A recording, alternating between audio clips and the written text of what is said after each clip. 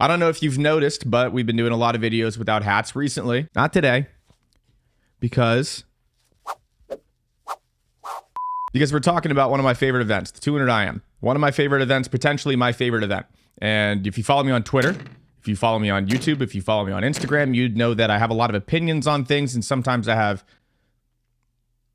bad opinions on things. Sometimes I'll take that. Sometimes I have bad takes. A take for the older generation watching this video is just an opinion. It's a thought. It's a thought or an opinion. That's it. Just put that one in your back pocket in case your grandkid uses it on you later and you'll be like, I learned this one from swimming YouTube. But I've had some bad opinions. My worst opinion, though, I think my worst opinion of all time, this is real. I tweeted at one point that I think the men's 200 IM world record of 154.00 by Ryan Lochte is soft. That is not a misquote. There is nothing being misrepresented there. That is just me. And I put it out on the internet and I got flamed for it a little bit. There were some replies that were definitely warranted.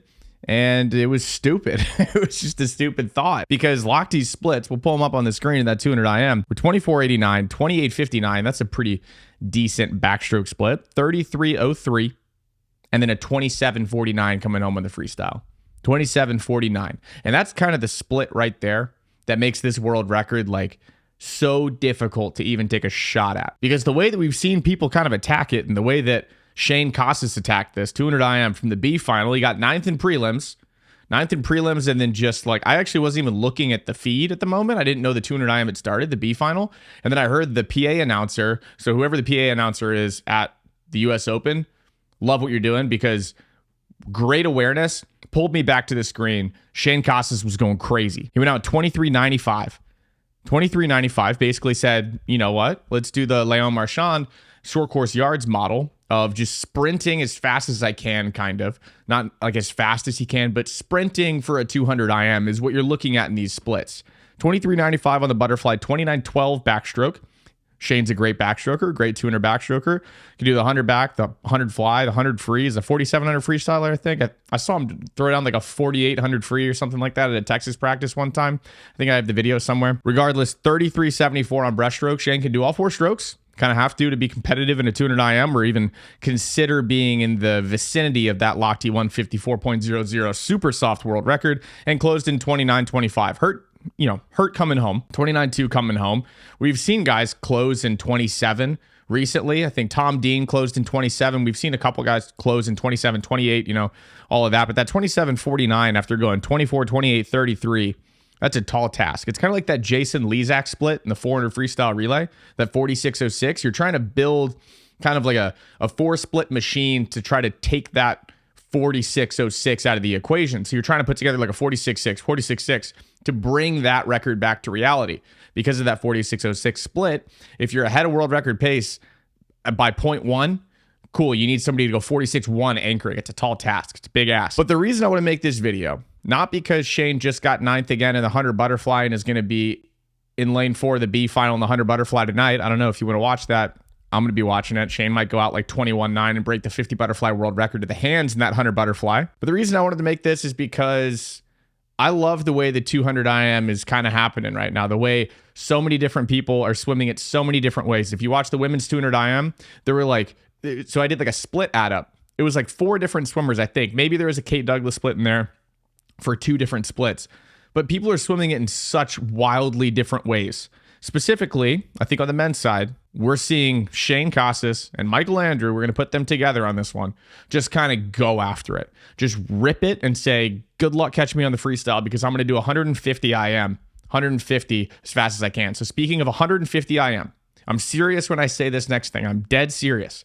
I think one of the most impressive swims in the history of swimming, in the history of the sport, is Michael Andrews' 150 IM from the 2021 Olympic trials, wave 2, during that whole weird thing that we did with the COVID situation going on. Hopefully I don't get demonetized for saying COVID twice now. What he did in that 150 IM, where he went out really, really hard in the semis and then died on the last 50, he definitely was hurting. Underneath the flags, he was shutting down. I mean, I think there is a little bit of a stroke technique thing. He's not swimming the gallop stroke, that breathing to one side stroke that you see like a Lochte and a Phelps. And I mean, Shaine even looked pretty good coming home doing that gallop freestyle where you kind of lean on one arm and use a little bit of momentum, a little bit up and down, a little bit of buoyancy. I don't know. I wasn't good enough to really speak on that. But Michael Andrew, look at these splits. This 150 IM was the most ridiculous thing I have ever seen. 23.90 going out, so 0.05 faster than Shaine Casas was last night.